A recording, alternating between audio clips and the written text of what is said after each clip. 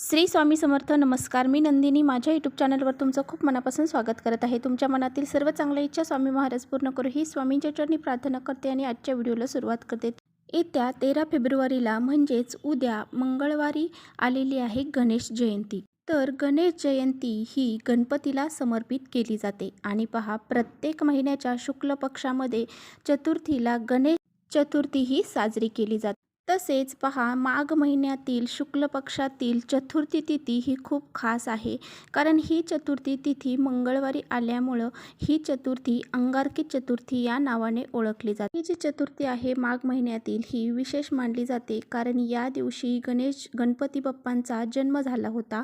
त्यामुळे या दिवशी गणेश जयंती साजरी केली जाते. या दिवशी पहा, मंगळवार आहे आणि खूप छान योग तयार झालेला आहे. याच दिवशी गणेश जयंती आहे, गणेश चतुर्थी.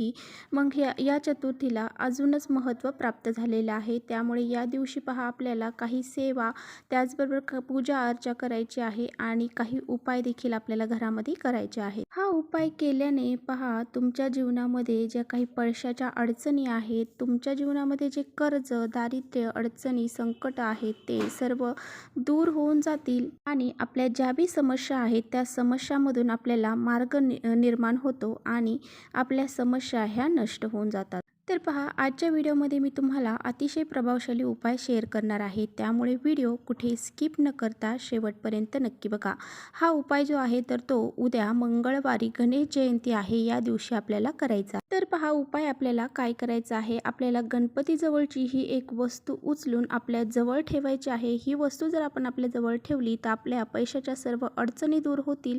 आपल्यावर जर काही कर्ज असेल ते दूर होऊन जाईल. आपली 7 जन्माची दरिद्री आहे, गरिबी आहे ती दूर होऊन जाईल. अडचणी, संकट, जे बी काही समस्या असतील, आपल्या घरामध्ये जर लक्ष्मी येत नसेल तर ती लक्ष्मी येईल आणि ती टिकून राहण्यास सुद्धा मदत होईल. असा हा अत्यंत प्रभावशाली उपाय आजच्या व्हिडिओमध्ये मी तुमच्याशी शेअर करणार आहे. त्यामुळे व्हिडिओ कुठे स्किप न करता शेवटपर्यंत नक्की बघा, जेणेकरून तुमच्यापर्यंत योग्य ती माहिती पोहोचेल. आणि आपल्या चॅनलवरती जर तुम्ही नवीन असाल तर लगेच चॅनलला सबस्क्राईब करा आणि असेच माहितीपूर्ण व्हिडिओ पाहण्यासाठी बेल आयकॉनलाही प्रेस करा, तर म्हणजे माझ्या नवीन व्हिडिओचं नोटिफिकेशन तुम्हाला सर्वात अगोदर मिळेल आणि तुम्ही एकही व्हिडिओ मिस करणार नाही.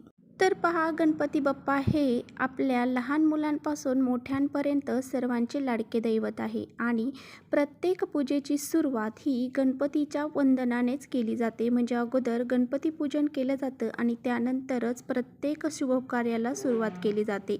कोणत्याही कार्यामध्ये विघ्न यावे नाही त्यासाठी गणपती बाप्पांची सर्वात अगोदर पूजा केली जाते. गणपती बाप्पा हे बुद्धीचे संकट विनाशक आणि त्याचबरोबर आपल्या ज्या काही विघ्न असतील ते नष्ट करणारी देवता मानली जाते. तर पहा, उद्या आपल्याला काय करायचं आहे. तर उद्या सकाळी लवकर उठायचं आहे, अंघोळ वगैरे करायची आहे, अभिषेक करायचा आहे. आपल्याला गणपती बाप्पांवरती अभिषेक करायचा आहे आणि अभिषेक करून झालेलं जे पाणी आहे ते आपण स्वच्छ पाण्याने अभिषेक करायचा आहे आणि ते पाणी अथर्व शीर्षाचं पठण करून आपल्याला अभिषेक करायचा आहे आणि ते पाणी जे आहे ते आपल्या मुलांना आपल्याला पियायला द्यायचं आहे. त्याचबरोबर बघा, आपल्याला अभिषेक झाल्याच्या नंतर गणपती बाप्पांना चंदनाचा टिळा लावायचा आहे आणि त्याचबरोबर त्यांना आवडणाऱ्या वस्तू ज्या आहेत तर त्या त्यांना अर्पण करायच्या आहेत. जसं जास्वंदीचं फूल असेल ते गणपती बाप्पांना प्रिय आहे, दुर्वा असतील, हिरव्यागार दुर्वा 21 त्या गणपती बाप्पांना आपल्याला अर्पण करायच्या आहेत. गणपती बाप्पांच्या आवडतीचा गुळ खोबऱ्याचा नैवेद्य त्यांना दाखवायचा आहे. शक्य असेल तर त्यांच्या आवडीचे मोदक तुम्ही बनवू शकता. त्याचबरोबर तिळाचे लाडू जे आहेत तर ते आपल्याला गणपती बाप्पांना अर्पण करायचे आहेत. कारण पहा, मकर संक्रांतीचा सण आहे आणि तिळाला खूप सारं महत्त्व आहे आणि ह्या दरम्यानच ही चतुर्थी आलेली आहे. त्यामुळे आपल्याला गणपती बाप्पांना तिळाचा लाडू हा नैवेद्य म्हणून दाखवायचा आहे. त्याचबरोबर अशी ही गणपती बाप्पांची सेवा केल्याच्या नंतरच आपल्याला उपाय करायचा आहे.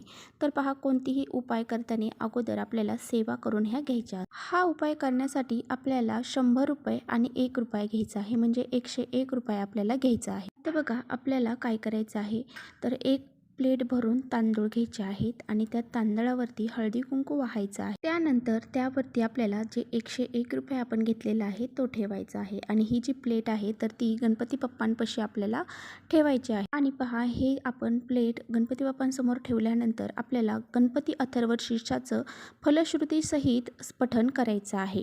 त्यानंतर गणपती स्तोत्र जे आहे ते पठण करायचं आहे। गणपती बाप्पांचं अथर्वशीर्ष आणि स्तोत्र ते आहे तर ते गणपती बाप्पांची अगदी उच्च कोटीची सेवा आहे, त्यामुळे ही सेवा आपल्याला करायची आहे।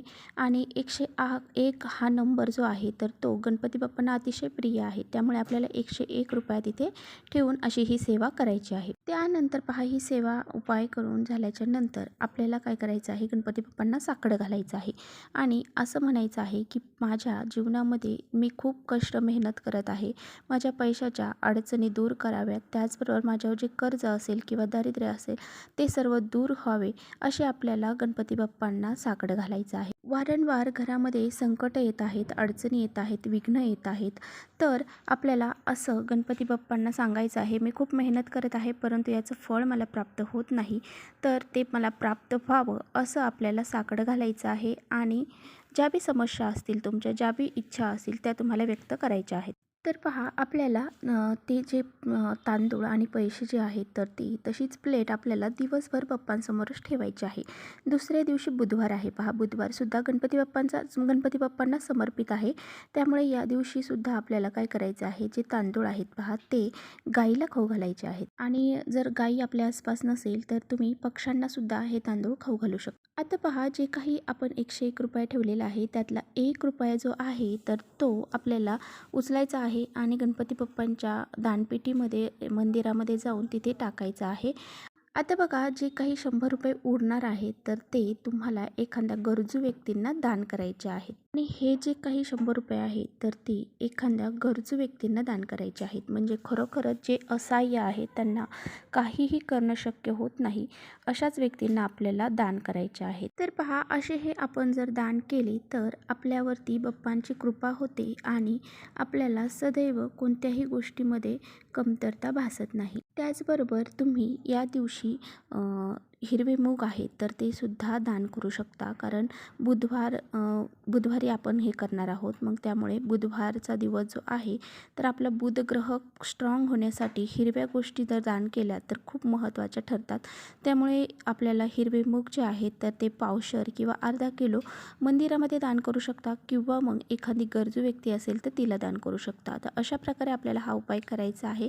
तर चला, इथेच करते व्हिडिओचा एंड। व्हिडिओ आवडला असेल तर नक्की लाईक करा, चॅनलवर नवीन असाल तर चॅनलला सबस्क्राईब करा। परत भेटूया अशा छानशा व्हिडिओसोबत, तोपर्यंत श्री स्वामी समर्थ।